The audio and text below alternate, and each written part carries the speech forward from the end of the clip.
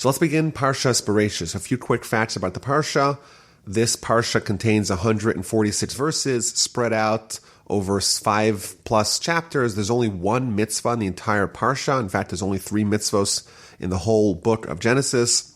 And I think definitely anyone who studies this Parsha knows that this is probably the most difficult Torah portion of all 54 of them. The Ramban, for example, he gives an introduction to the Torah, and he writes that there's different ways to understand it. There's different levels, there's different dimensions of understanding all parts of Torah. There's a simple understanding, and it gets more and more deeper and more esoteric and more what he calls sod, which means secretive. Whereas in the Bereishis, in this Parsha, there's almost nothing besides for the hidden aspects, especially with respect to the first chapter, the first verses which describe creation. You have 31 verses or 34 verses, depends on how you count, that seek to tell the story of how God created the world. And there's mountains of commentary. All the commentators give tons of explanation of what's going on. And in fact, in the Talmud explains that all this is all esoterica. This is all Kabbalah. This is arcane subject matter that's not understood without direct, specific guidance. In fact, the Gaon of Vilna said that we could actually deduce from the very first word of the Torah, the word Bereishis, those 6 letters, we could deduce all 613 mitzvos. So obviously there's a lot baked into it. My grandfather, of blessed memory, he was the pedagogical advisor to several schools, and he actually thought that if you're teaching children, young children, the Torah, it's best to actually start with the third Parsha, Parshas Lech Lecha, and to skip the very difficult and hard to understand portions at the beginning of the Torah. Of course, in the Parsha podcast, we will not be skipping anything, but it's important, just before we begin, to realize that this is very difficult subject matter. It's not so clear. It's not evident from the initial study of the Parsha what exactly is going on, but we'll try to do as best we can. Now, the Mishnah in the chapters of the Fathers, in Pirkei Avos, chapter 5, points out something very intriguing. It points out that if you count the amount of utterances that there are in the Genesis narrative, the narrative of creation, you'll come up with 10 times it says that God said, let's create this, let's create that, and so on. And the Mishnah points out that really, God didn't need to say 10 utterances. God could have said only one. With one statement, with one revelation of His will, it would be sufficient for God to create the whole world. We have a hard time understanding how you could condense the entire creation of the whole universe, the whole world, of everything, of all the trillion species on our planet. To condense that into 31 verses is difficult, but the Mishnah says that really it could have been condensed into one verse. And the verse would say, and God said, let there be a world with everything that's in it, and that would indeed be sufficient. So why did God choose instead to create the world in this way, 7 days or 6 plus 1, with all these utterances? Says the Mishnah. Why? It's because if wicked people, if they sin, well, then they try to corrupt a world that was created with 10 utterances. Whereas if righteous people, they do mitzvos, they abide by the will of God, well, then they upheld a world that was created with 10 utterances.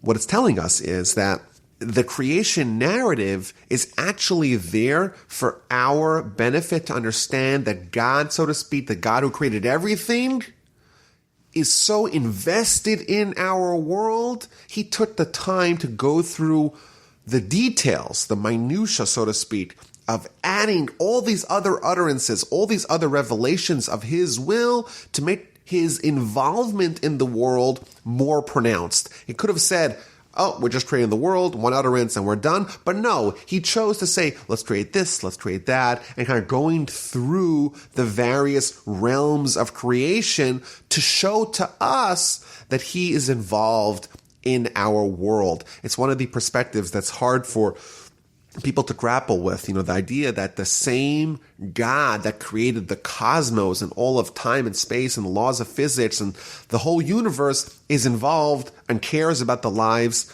of people, small people like you and me, like just humans, the lowly humans. And here we see the answer. Yes, God is saying, I'm going to create the world with 10 utterances, specifically to show you that I care, I am involved. Now, Rashi, in his very first comment on the book of Genesis and the Torah, he asks another fundamental question. He says, well, the word Torah means instruction.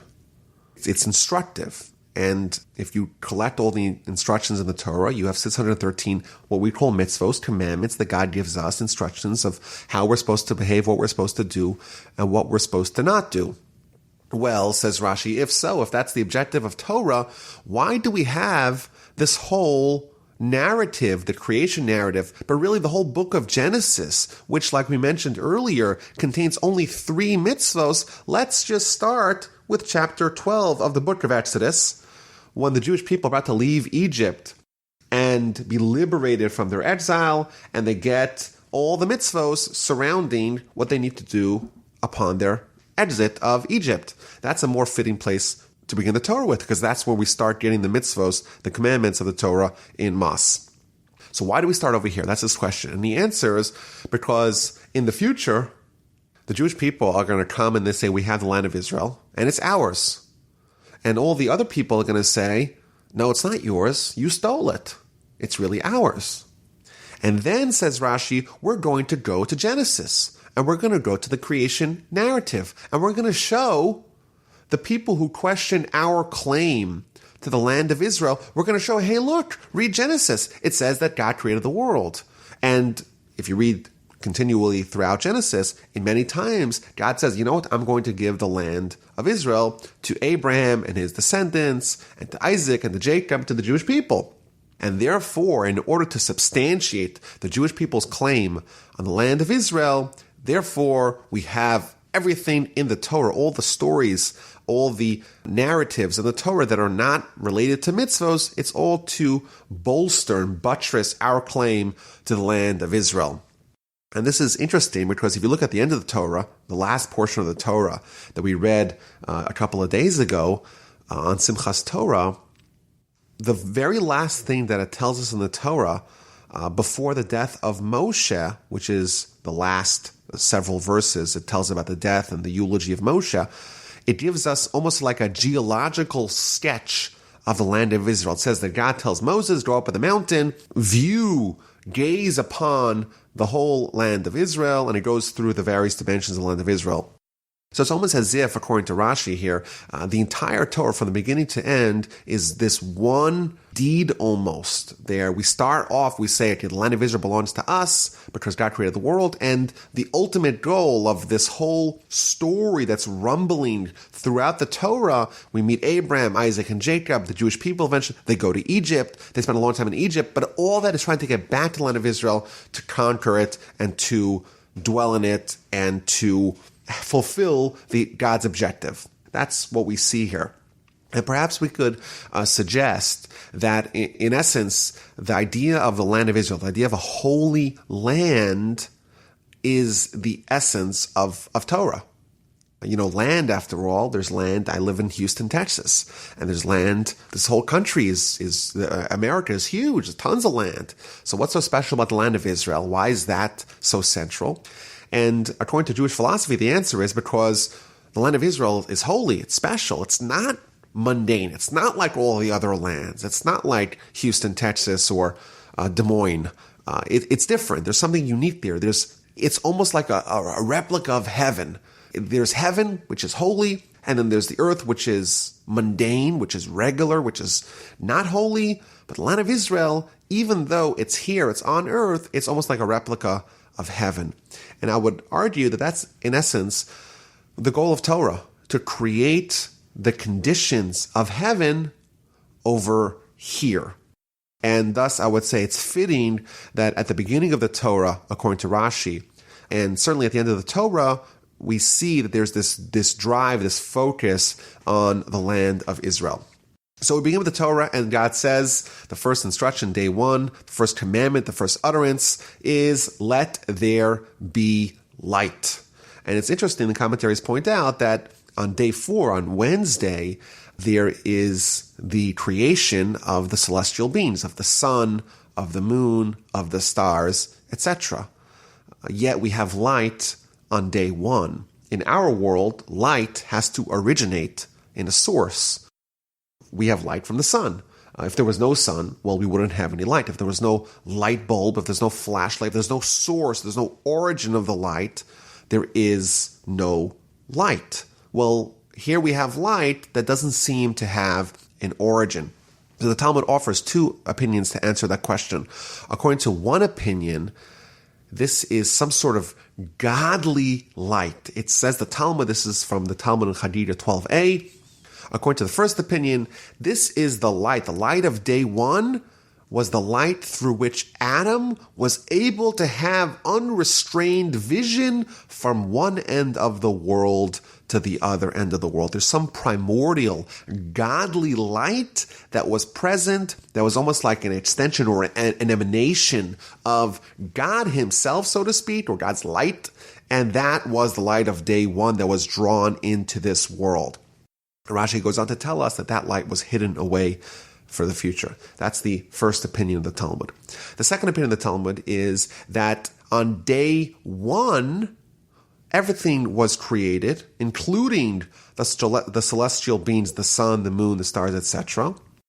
However, they weren't actualized, they weren't hung up, so to speak, in their place in the cosmos until day 4. And that's an opinion that's talked about by many of the commentaries, that really day 1 was the day of creation ex nihilo, of something from nothing, of yesh me'ayin.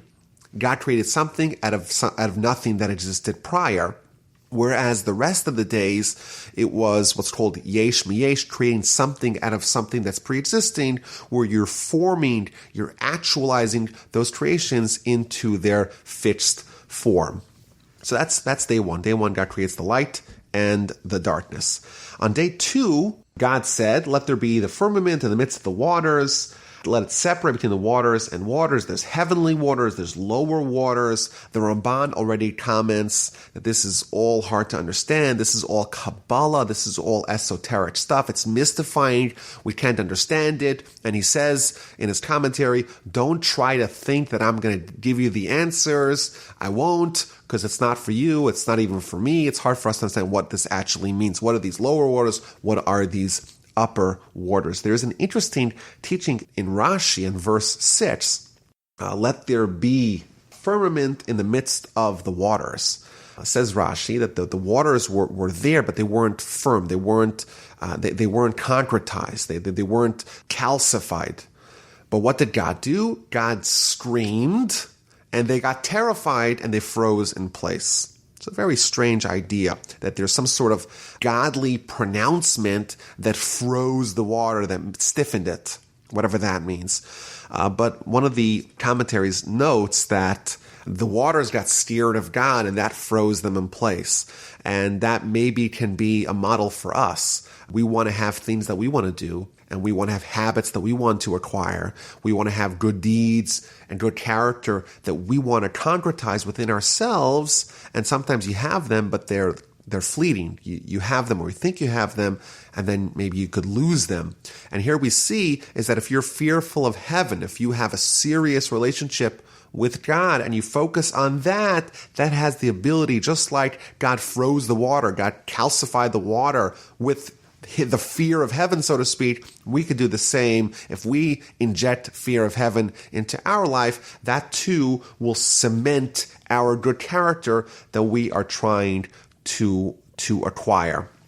Now, it's interesting, the commentaries point out, Rashi talks about it, that on day 2, it doesn't say, like it says by all the other days, ki tov, that God saw that what he did and it was good, or was exceedingly good. And each one of these days, God says, the bottom line, after the day is over, the Almighty looks at it and says, well, this is good. Whereas on Monday, on day 2, it doesn't have that same refrain.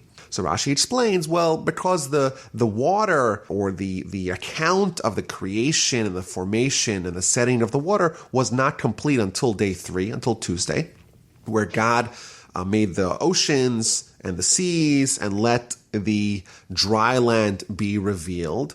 And because it wasn't complete, you can't label, you can't assign the label, it was good, unless the work was complete. And because it wasn't complete till Tuesday, it wasn't announced on Monday, on day 2, that behold, it is good.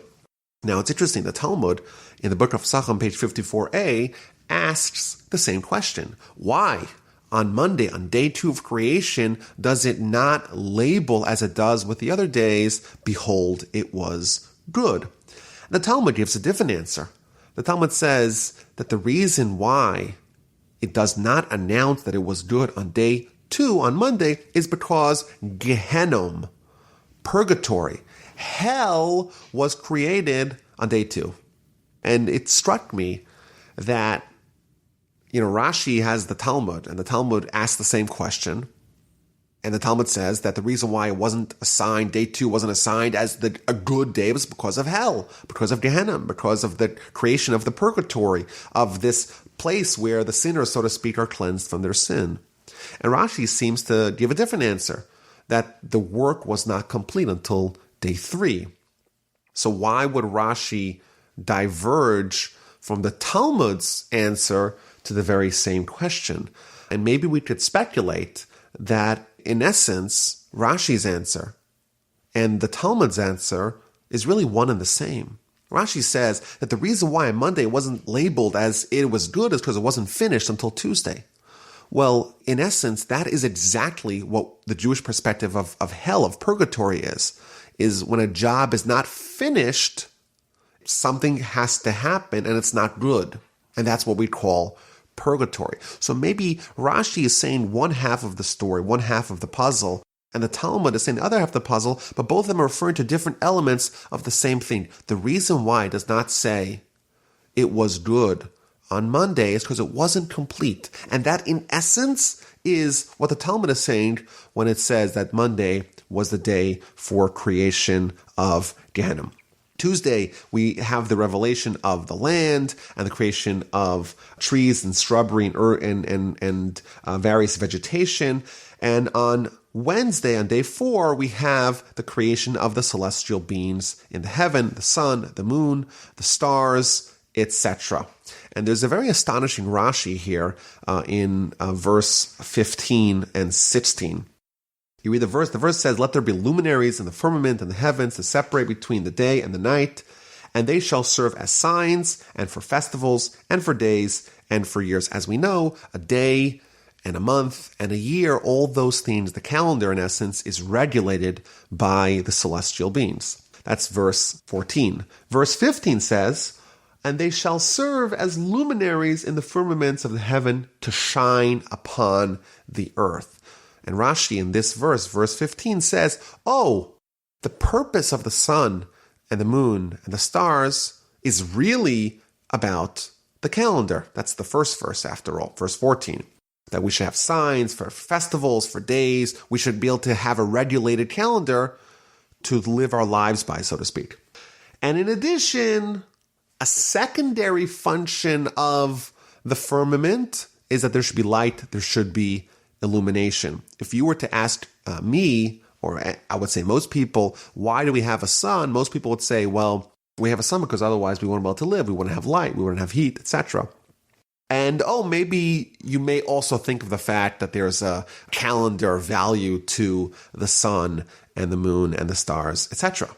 Here it's the opposite. The primary function of the celestial beings is to regulate the calendar, and only the secondary function is for light, is for illumination. It's almost as if Rashi in his comment is telling us that maintaining time-bound mitzvos according to the Torah is the purpose of why these things, or the true purpose, the ultimate purpose, the primary purpose of why these things were created, and it's even more important for us than light, which makes living possible.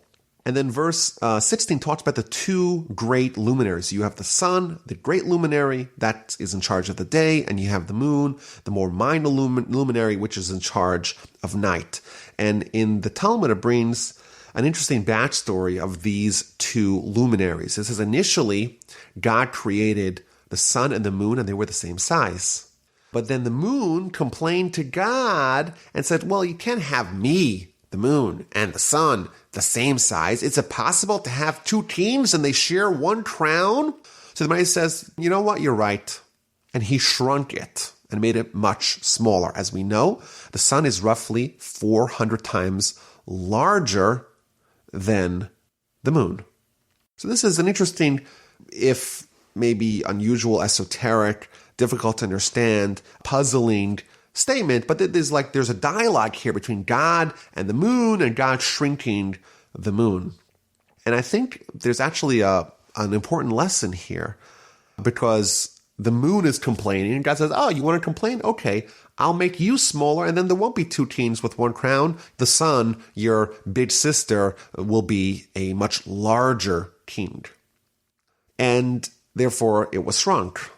But if you actually look at the sun and the moon from the perspective of man, of earth, from our perspective, they look exactly the same size. So what actually happened was, when the Almighty punished the moon by making it much smaller, he compensated by making it much closer to us. And it's positioned from our vantage point to look exactly the same size. And perhaps one of the lessons that we could deduce from this is that if someone needs to be punished, it's important that they're not embarrassed, that no one else needs to know. If you or me or anyone, we look at the sun and the moon, they look identical. Even though one is hundreds of times larger, but it's positioned so many millions of miles away further that from our perspective, they look identical. Yes, the moon was punished, but from our perspective, we don't need to know about that. Let it be punished, but we don't need to be privy to its shame. And on day 5, God creates all kinds of living creatures, all kinds of birds, etc. And on day 6, we have various larger animals and, of course, man. And in verse 26, where we have the creation of man, it's a very troubling verse because it creates all kinds of theological problems. And God said, let us make man in our image after our likeness. Let us make man. It seems to imply that there's more than one creator. It's us creating.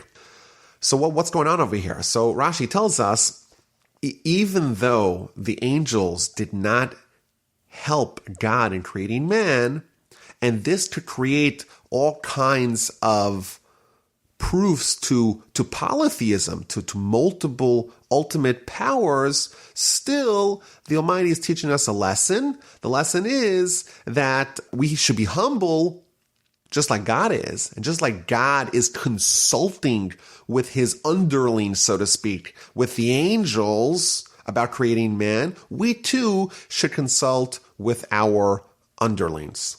And even though that may create room for the polytheists or the idolaters or people who want to question the idea of one God, one ultimate power like we believe in, even though it's going to create questions, still God says, you know what, there's an important lesson that I'm willing to take the risk, so to speak, of people making that mistake to teach an important lesson. And the lesson is a lesson of humility, to ask advice from smaller people, just like God asked advice from the angels. That said, in the very next verse, it says, Vayivra Elohim es ha'adam. And God, which in singular terms, God created, not they created, but God created man, which would remove the argument or defame the argument that it was multiple entities creating man. Now, the commentaries point out that it does not say it was good by the creation of man. It says it afterwards that the entire creation was good, but it doesn't say that by the creation of man it was good. And the answer to this is that man is not necessarily good. Man could be good, man could be bad. And that's almost the essence of man, that we have the ability to veer in whichever direction we choose. It's up to us to decide if we are good. And therefore, God's not going to write our verdict. He won't say it's good. He won't say it's not good. It's up to us. Each one of us in our lives, we determine what is the status of our creation, was it good? If we live up to what's demanded from us, then indeed it will be good. Otherwise, it's also within our ability for us to not be good. And then we'll have a different legacy. Now, if you look at chapter 2, you'll notice that man, or the narrative of creation of man, is repeated. And it's one of the questions that the Bible critics dwell upon, is the narrative of creation of chapter 1 of Genesis compared to the creation narrative of chapter 2 of Genesis. And if you look at Rashi already hundreds and almost 1,000 years ago answers those questions. But in verse 27 here in chapter 1, it tells us two explanations for the repetition of the creation of man narrative in chapter 1 versus chapter 2. Of course, in chapter 2, it talks about God taking one of man's ribs and building Eve out of it. And here we already see Adam and Eve in chapter 1. So the first answer is that in chapter 1, man and wife, Adam and Eve, were created, but they were created like Siamese twins. They were merged together. That was the initial creation. In chapter 2, it's the separation of man and woman, of Adam and Eve, into two distinct entities. And this is one of the ideas that we see a lot with respect to relationships, that man and woman really are two halves of one whole. And that's the creation narrative of man in chapter 1 is the initial creation where they're bound together. And then chapter 2 is when they're separated. That's the first explanation. The second explanation is that chapter 1 is a very general overview of creation. And then in chapter 2, it gets to more specific, the details of how that was implemented. Now in verse 29 and 30, God instructs man that they should have all the vegetables that's growing from the ground is for them to eat. And implied within that is that they could eat the vegetables, but they cannot eat meat. And the commentaries tell us, quoting from the Talmud, that until Noah arrived, until much later on, humanity was barred from eating meat. They could only eat, everyone had to be a vegetarian beforehand. And only later on were they allowed to eat meat. It is interesting, if you read Rashi quite critically, Rashi says that Adam and his wife were not allowed to kill any other creature to eat it. But the commentaries point out that implied in that specific word usage is that Adam and Eve are not allowed to kill an animal to eat it. But if the animal dies on its own, then they would be allowed to eat it.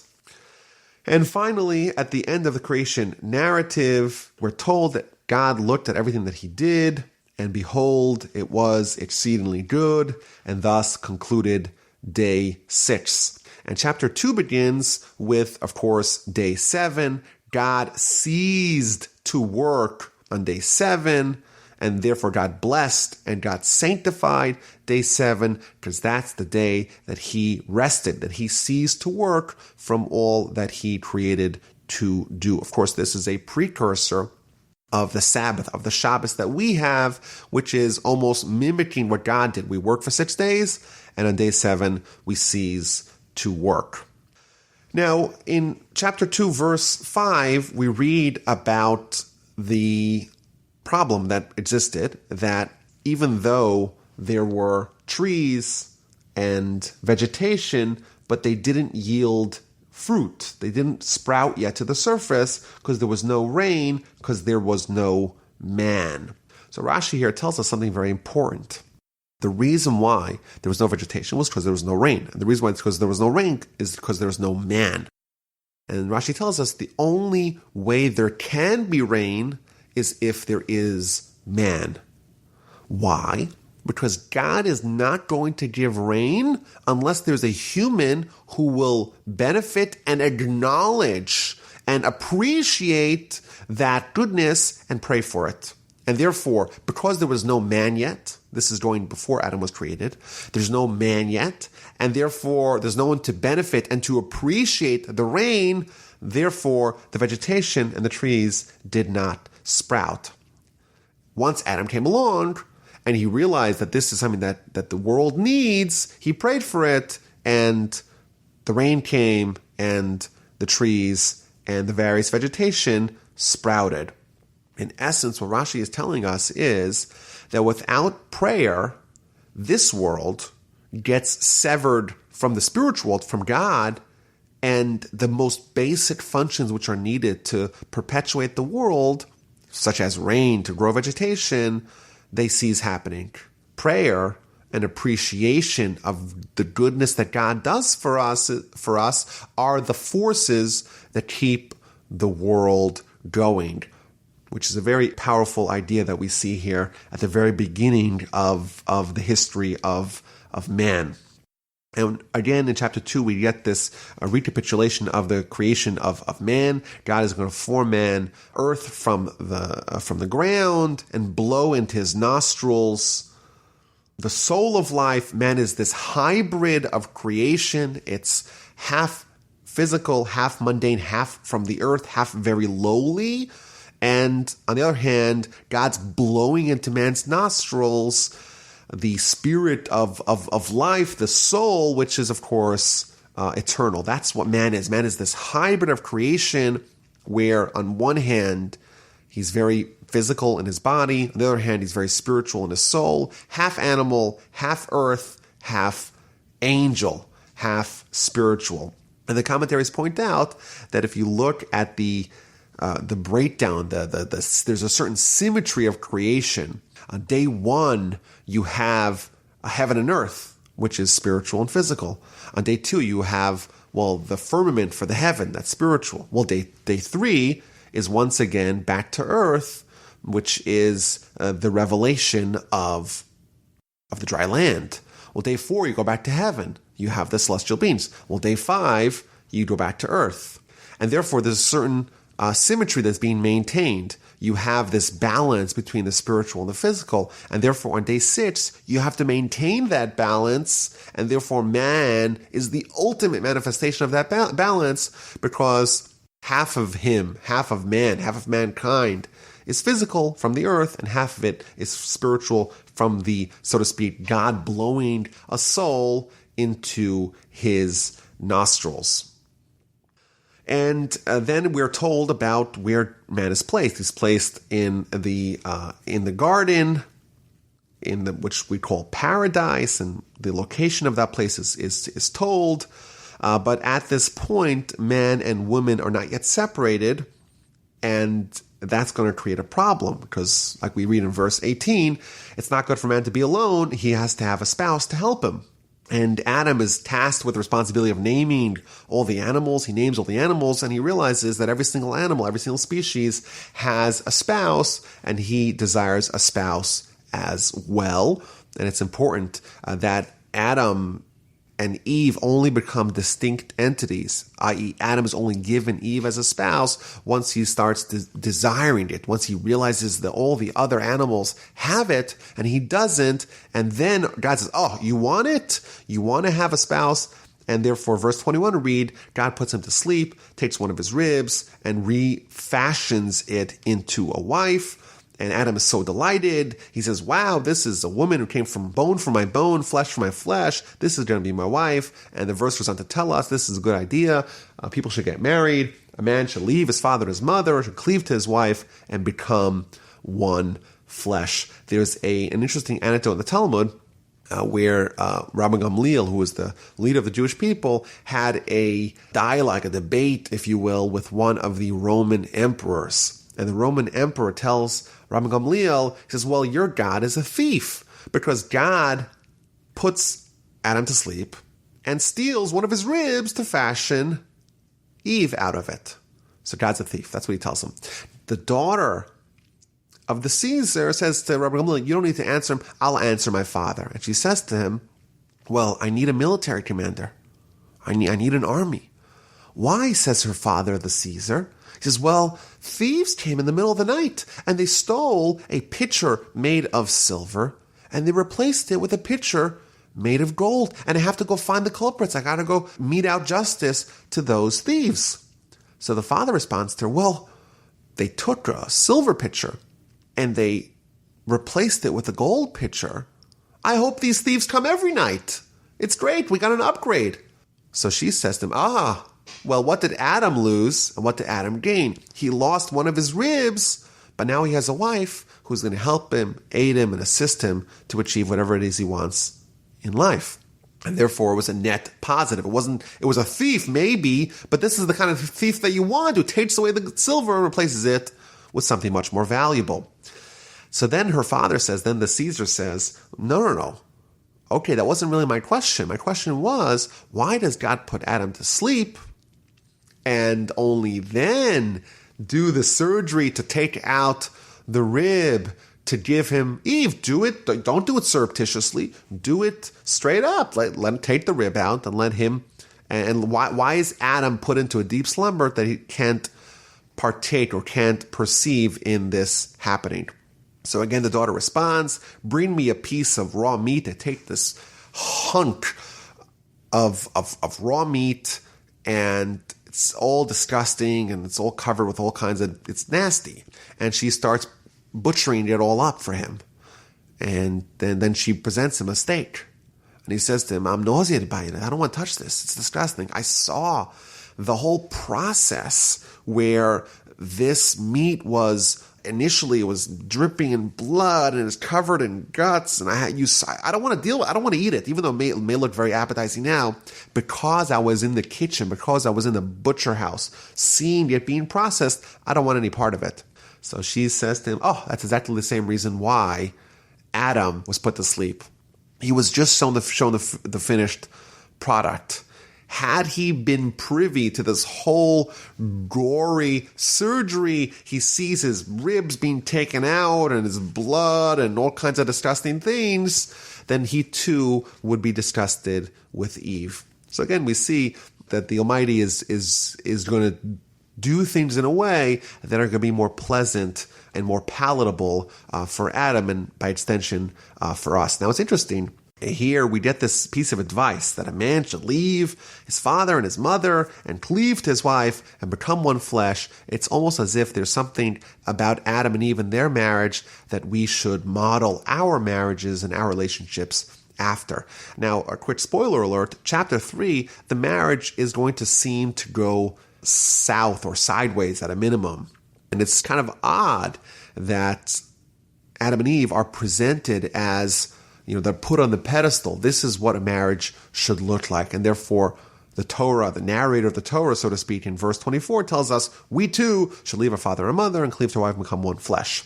And in fact, in a Jewish wedding service, there's something called the Sheva Brachos, the 7 blessings. The 7 blessings that we say under the chuppah, under the wedding canopy, and for the duration of the days of celebration.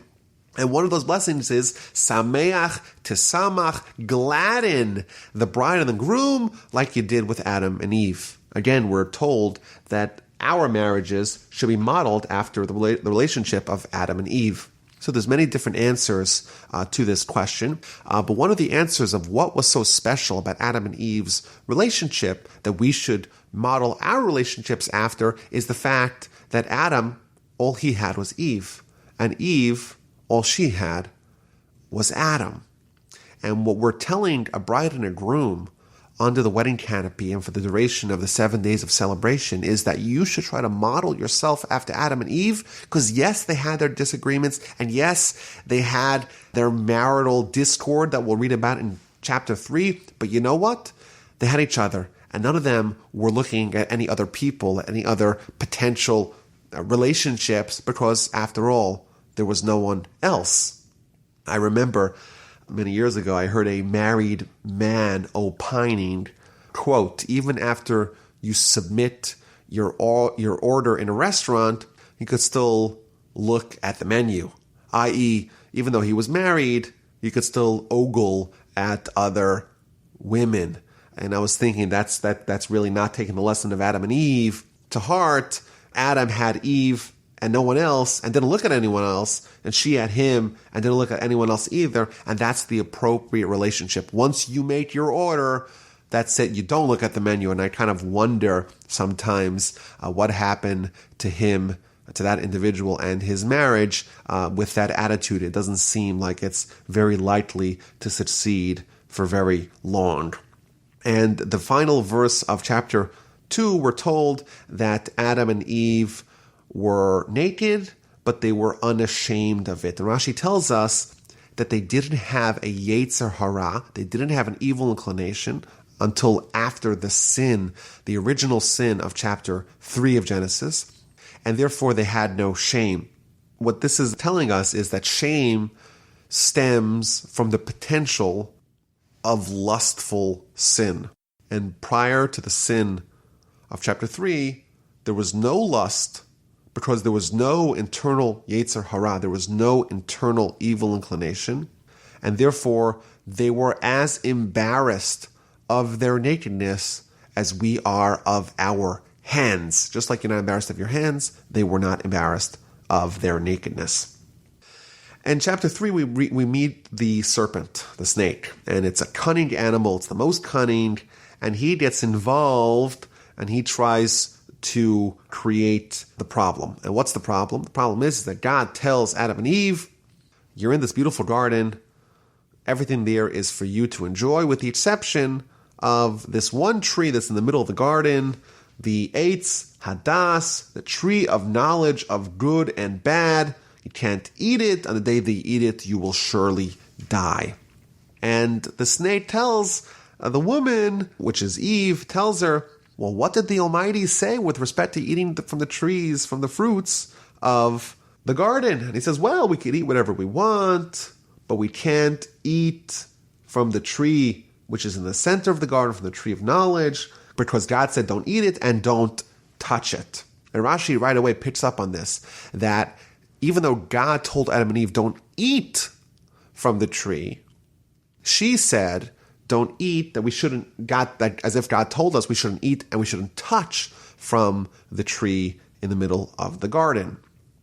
Now, this is interesting because there is a principle that we read about later on in the Torah, which is that we should make a restrictive fence around prohibitions. The most common example, one of the laws of Shabbat is that you may not write on Shabbat, and the fence around that restriction is don't handle writing implement, don't play with a pen, because if you play with a pen, you may come to write on Shabbat.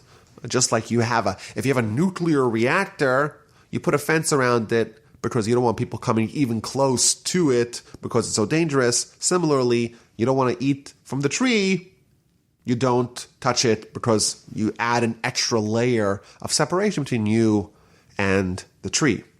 Says Rashi, this blunder of making this added restriction, that is what caused them eventually to capitulate and sin and eat from the tree.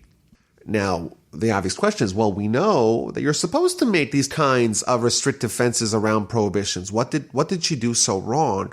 And the answer is that she conflated the fence and the commandment itself. She said that God said we shouldn't eat from the tree nor touch it. What she should have said is that God said don't eat from the tree, and we said, and we added a restriction not to touch it, because she equated the restriction itself that God gave and the protective fence that Adam and Eve enacted to prevent from eating from the tree. She made those two on the same pedestal, on the same level. She equated the two. That's why things went wrong. And Rashi explains that the serpent shoved her into the tree.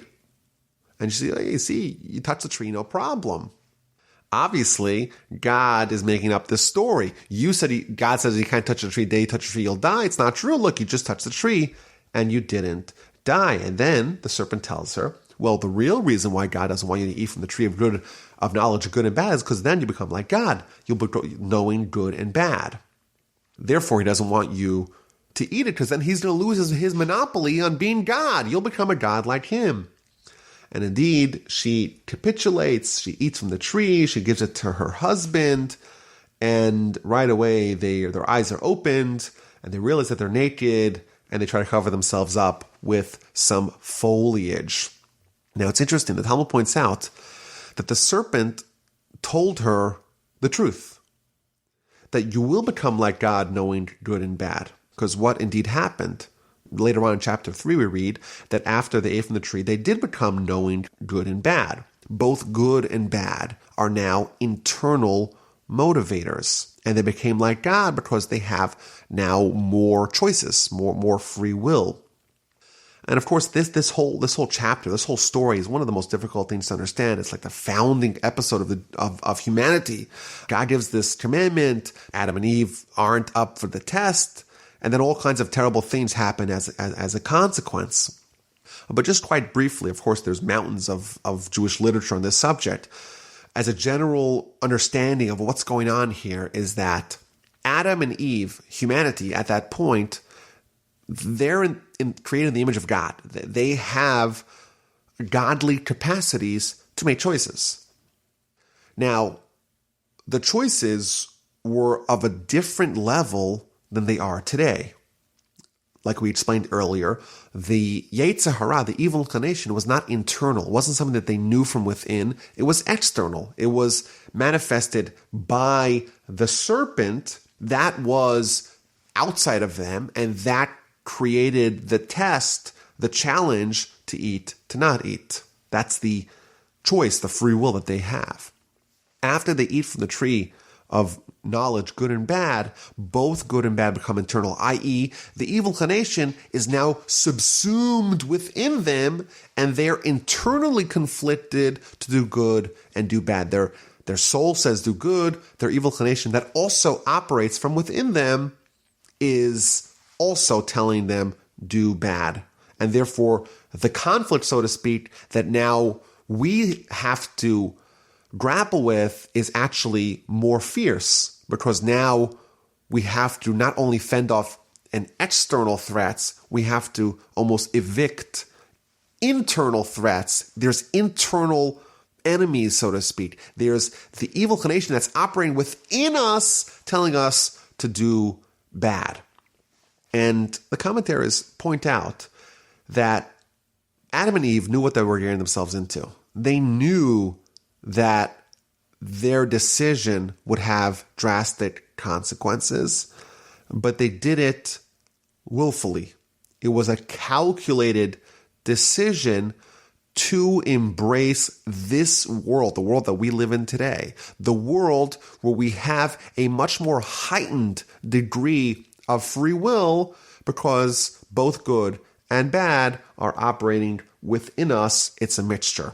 And therefore, what Adam and Eve chose to do was to imbibe on the poison, so to speak, to heighten the degree of meaning of life by making it even more difficult for us to navigate life, because now we have a more difficult challenge, and therefore our life and our successes and our triumphs are much greater because we overcame greater obstacles. Of course, there's the flip side to it. It's a double-edged sword. On one hand, it's great. We have this more godly quality of making a higher degree of choices, but of course, it could be bad if we make the wrong choices. But the bottom line is that Adam and Eve made a very thought-out, cogent, calculated decision to heighten, to amplify the degree of meaning that we have in our lives by incorporating the evil inclination within them, and now their choices are much more intense to choose good or bad. Bad is much more seductive because it is internally desirous, whereas previously it was not. And right away they notice they're naked, i.e., that's, again, the first manifestation of the evil within them. Now there is a possibility of lust, and therefore there is shame.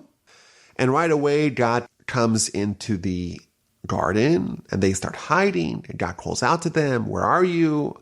I was scared. I was naked. Who told you were naked? Did you eat from the tree?" And right away, the recriminations begin. Adam says, "Well, Eve gave it to me." Eve says, "Well, the serpent gave it to me." And the punishments are meted out to everyone, to all three of the conspirators, the snake, the serpent, Adam, and Eve. And it's interesting Adam earlier, he was the only one who didn't have a spouse. And he finally got a spouse. And he was so excited. This time it's flesh for my flesh, bone for my bone. I'm going to call her. She's my wife. She came from me. This is great. And right away, as soon as things get problematic, as soon as he is accused of a crime, he throws her under the bus. Well, she's the one who gave it to me, and she is responsible. I am free of any guilt. And the commentaries point out, if you actually study these episodes with careful lenses, you'll notice that this is exactly what the Yetzer Hara does. It causes us to have a lack of appreciation of the goodness of others and an inability to see our own guilt. Adam was guilty, and Eve, in aggregate, was very beneficial for him. But as soon as he's influenced by this bad from within, well, no longer is he going to appreciate the goodness that Eve is for him, and no longer is he willing or is he likely to view himself in a negative light. And therefore he's innocent, in his mind at least. He's innocent, and everyone else is guilty. Eve is guilty, and she's responsible. So what happens? There's punishments meted out. The snake is told that he first of all is going to slither on his belly. He's going to lose his legs. He had legs prior, and he lost them. He's going to have to eat from the dust of the earth. There's going to be enmity between him and the children of mankind, of humanity. The commentaries point out that this punishment of having to eat dust, it sounds almost like a blessing. Well, dust is quite plentiful on our planet. And the answer is that this indeed is a curse, because yes, you may have plentiful food, but you're going to not have any connection with God. And yes, for us, sometimes finding food is a struggle, but that struggle makes our life sometimes more meaningful. Eve is told three things. She's going to have pain in child-rearing, pain of gestation, and pain of childbirth. And Adam is told that he's going to have a hard time making a living. The ground is going to be full of weeds and thorns and thistles and things like that. He's going to have to sweat very hard until he's able to put food on the table. And it's interesting, the commentaries explain here that the punishment is going to fit the crime. The crime of Adam and Eve was the fact that they embraced evil within them. They chose to absorb the poison of the serpent, of the evil inclination, and to accept that within themselves. And while that may have been calculated, may have been well thought out, this plan, but now there's something within them that is antithetical to God. And therefore, because they are willing to absorb something which is antithetical to God, God says, you don't want to have this exclusive relationship where you really recognize that everything is from me, and you want to have this intermediary between you and me. You want to have this false god of the evil inclination. If you want that, well, I'll give you that. Previously, Eve would have a child, and it would happen that, like we're told, the same day that she conceived, she gave birth, and it was all painless and effortless almost. Well, in that kind of world, you can't reject God. It's impossible to see anything but godly intervention and godly oversight. Now that there's painful gestation and painful birth, well, what does she think? It's almost as if this whole process clouds humanity's ability to see God's intervention. The fact that the woman has to go through all these pains and all these difficulties until she produces a child, even though the input and the output is something which is obviously miraculous. The fact that we could produce children that have their own souls and their own consciousness and their own lives and everything, that's of course a miracle, but now that's a miracle that's more harder to perceive because of all the difficulties that has to go into the process of reaching that final child. Similarly, with Adam, previously, with very little work, he produced fruits. Well, in that kind of world, it's impossible to reject God. There is no natural process. It's all miracles. Well, now the man has to plow and he has to plant and he has to wait and he has to get the rain. He has got to harvest and weed out all those contaminants. All those steps make him think that this miracle of dropping a seed into the ground and having it sprout forth as fruit, that miracle is not a miracle. That's all my hard work, all my labor, all the sweat of my brow brought me this final product. This bread on the table, that's my handiwork. That's not God's handiwork. That's the result. You asked for an alternative to God. You asked for having the evil inclination, having the good and the bad operating within you. You got that. But what does that look like? That looks like a world where you have to do much of the heavy lifting, because that is the conditions in which rejecting God is feasible. And the chapter ends where God makes Adam and Eve leather garments and clothes them, and then they are banished from paradise, and there is a swinging, flaming sword placed upon the door they can't get back in. There's an interesting teaching in the Talmud, in the book of Sot, on page 14a. The Talmud says that the Torah begins and ends with episodes of godly kindness. The first episode and the last episode of the Torah are both God doing kindness. Well, what's the first episode of the Torah? So it points to chapter 3, verse 21. God made for Adam and Eve leather garments, and he clothed them. And the question could be asked, well, is this really the beginning of the Torah? This is the end of chapter 3. There's all kinds of other things that are earlier episodes of the Torah. Why does the Talmud say that the Torah begins, the very first episode of the Torah is godly kindness? No, the Torah begins much earlier. That question could be asked. And perhaps the answer is that functionally the Torah begins once Adam and Eve have sinned. The original sin of Adam and Eve, of eating from the forbidden fruit, created the conditions that we can have Torah. Why do we have Torah? What is the object? Why did God give us Torah? It's to thwart the consequences of the sin. We have good and evil operating simultaneously within us. Well, how do we differentiate between the good and the evil? How do we know to embrace the good and reject the evil? How do we thwart, negate, neutralize this poison that's operating within us? That's why we have Torah. Adam is banished from the Garden of Eden, and he's locked out.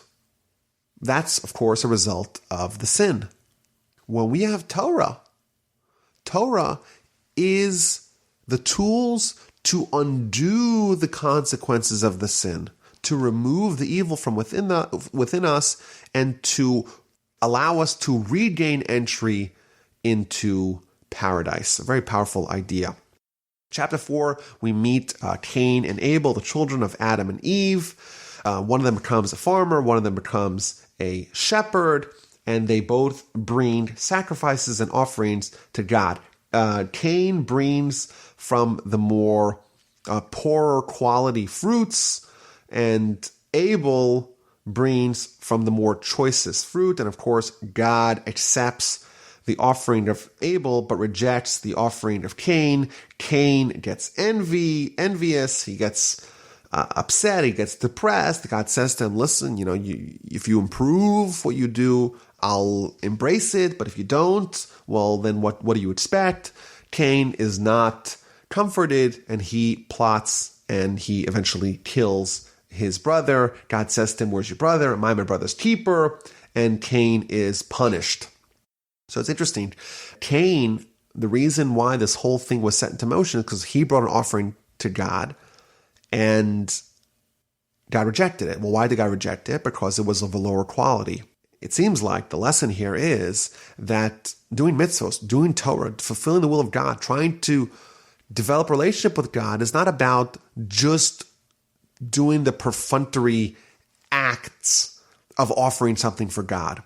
The reason why his offering was rejected is because he gave from the poorer fruits. And perhaps the lesson for us is that we should strive when we are offering to God, when we're doing stuff for God, so to speak, we should not follow the example of Cain. Instead, we should do it in the best and the choicest of fashion, and then it's likely to be accepted. And Abel, well, he copies him, and it's accepted because he gives of a more choicer higher quality offering. And it's interesting, right afterwards, Cain is despondent. He's depressed. He is forlorn. And what does God do? God gives him empathy. He says, why are you upset? Why are you down? Why has your countenance fallen? It's interesting, like this little episode here of chapter 4, verse 6, God is coming to Cain and giving him empathy. He's showing concern for him.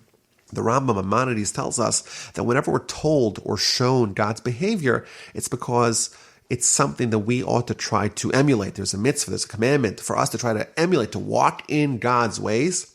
And here we see a nice example of it. Cain is down, he's depressed, he's despondent. What does God do? Right away he says, why are you sad? How can I make it better? And he gives him the guidance to do that. But Cain is not comforted, and he goes and commits fratricide by killing his brother. Now, there's an interesting verse here. In verse 10, Rashi points out that God tells Cain, what have you done? The voice of your brother's bloods cry out to me from the ground. You read it in Hebrew. It doesn't say the voice of your brother's blood cries out to me. It's the voice of your brother's bloods, plural. Says Rashi, what does this mean? It means that even though Cain only killed one person, in effect, he killed not only Abel, his brother, but had Abel survived, he might have had children, and they would have had children. They would have grandchildren, great-grandchildren, etc. So did Cain kill one person? Did he kill, 100 billion people? And here we're told that the bloods of his descendants are also included in the original misdeed of Cain. And the takeaway here is that the Almighty views every action, both good and bad, not just in the limited sense, what happened here, Cain killed Abel, but what would have happened, what were all the possible repercussions and ramifications of that act. And the act is that Cain didn't kill one person, he killed the bloods of Abel and Abel's children and grandchildren and great-grandchildren and so on. All that was part of the original crime, which is, of course, very terrifying for us on the negative side, that when we do things against the will of God, God views it not just in the limited sense, in more rigid, this is the act and that's it. It's contained. It's not a contained act. Every act is viewed with all the millions of repercussions, ramifications, and permutations of that act. And that's on the negative side. It's also on the positive side. I heard a story about an episode that happened in the Warsaw ghetto. There was a woman, a Jewish woman who was in the ghetto. She was pregnant, and she wanted to visit her physician. So she snuck out of the Warsaw ghetto, and she went to visit her Polish non-Jewish physician. And then after the visit, she was heading back home to the ghetto, and the doctor said to her, "Are you crazy? You're going back into the ghetto? Come stay here with me." She said to the physician, "Well, I have a family. I can't just abandon my family." So the doctor said to her, he says, "Okay, bring your family here. We'll see what we could do to try to hide them." So the woman sneaks back into the ghetto and comes back to this Polish doctor with 13 of her immediate family members. And indeed, from 1941, 3.5 years, this Polish physician guarded, safeguarded, and hid these 13 Jewish souls, and they all survived, quite improbably. And then in 1990s, there was a wedding. One of the grandchildren of one of those people who survived, one of those grandchildren was getting married, and this Polish doctor, she was already advanced in her 80s or 90s, they found her, and they flew her into New York to participate in the wedding. And they said by this wedding, there were over 200 descendants of people that this non-Jewish woman had hid in her attic during the duration of the war. And I think this is almost like the flip side. Yes, this woman saved 13 souls, which is, of course, incredible. But not only that, all those children and grandchildren and great-grandchildren, I'm sure today there's probably not 200, maybe there's 400 descendants. All those people are all in the merit of the initial act of kindness and gallantry of that brave woman. Pretty remarkable how it goes both ways. So Cain is reprimanded by God. God says to him, you committed murder, and Cain tries to repent. God says, okay, I'll let you repent. You're going to survive for 7 generations before you're killed. He places a marker on his head that he shouldn't be attacked by the animals. And Cain doesn't have such a great life afterwards. He is an itinerant. He constantly has to resettle in different places. He has children and grandchildren. Eventually, his descendant is Lamech, and this Lamech character eventually kills his great-great-grandfather by mistake. And Rashi explains, this Lamech individual was blind, and he was hunting with the sun, and he sees a figure. He thought it's an animal. He shoots him with the bow. Turns out it's his great-great-grandpappy, Cain. And then things go bad because he was so sad. He started shaking his hands together, and then he crushed the skull of his son as well. So a really bad day for Lamech, and his wives turn on him as well. Then we go back to Adam. Adam he has more children, and eventually he's going to die at the age of 930. And this is a theme we see in chapter 5. We go through the 10 generations from Adam until Noah, and we're not told very many details about these individuals, but we're told their lifespan. And the numbers are astoundingly large. Adam lives to 930, 900, 969, Mesushelach. And the shortest one is Chanoch. He only lasts to 365. Of course, it's a question for us. Today, people, thank God, have our lifespan is expanding. It's getting larger. People living to 70, 80, it's quite normal. 90, 100, even more than that is becoming less rare than in previous days. But no one lives till 200 or much less 900. So the Ramchal, Rabbi Moshe Chaim Luzzatto, in one of his books, he says that the goal of life after the sin of Adam is to fix and to eradicate the evil within us. For us, post-Abraham, post-Sinai, we have Torah. And the objective of Torah is to enable us. It's a tool to cleanse us of the evil that we have within us. During the times of Adam to Noah and up to the times of Abraham, there was no Torah.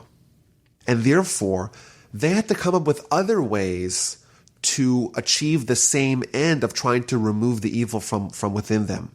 And therefore, because they didn't have the magic bullet, the elixir of Torah to remove the evil from within them, they were given a much longer lifespan because they had to go the long route to achieve the same goal. Once we have Torah, it's much easier for us to remove the evil from within us, and therefore we have shorter lifespans. And you actually, if you read throughout Genesis, once Abraham comes around, he's going to discover much of Torah, and certainly the Torah ideals, and right away the lifespans are drastically shortened to being close to the lifespans that we are accustomed to.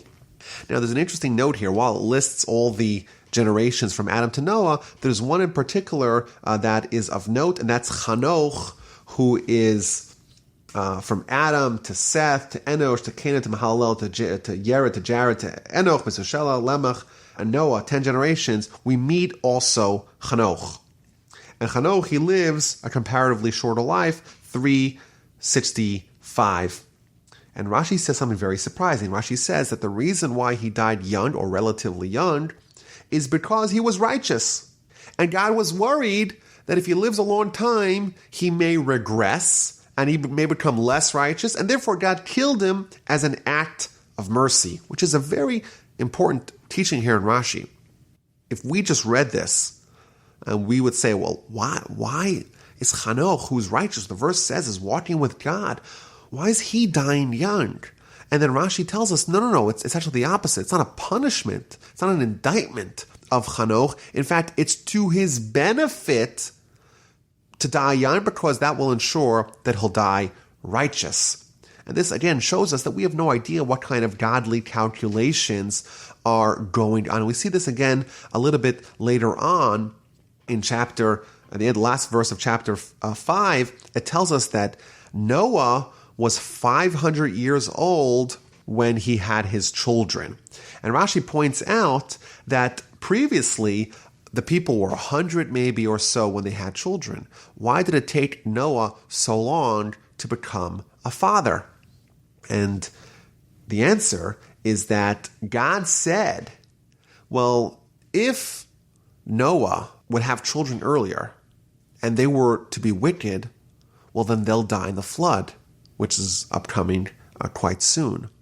And if their children are righteous, if Noah has children which are righteous, and he starts having children at the age of 100, and when he's 600, the flood happens, well, it's possible he had 30, 40, 50, 100 children by that time. And then when Noah has to build the ark, he might have to build 5 arks or 10 arks to have refuge for all his children.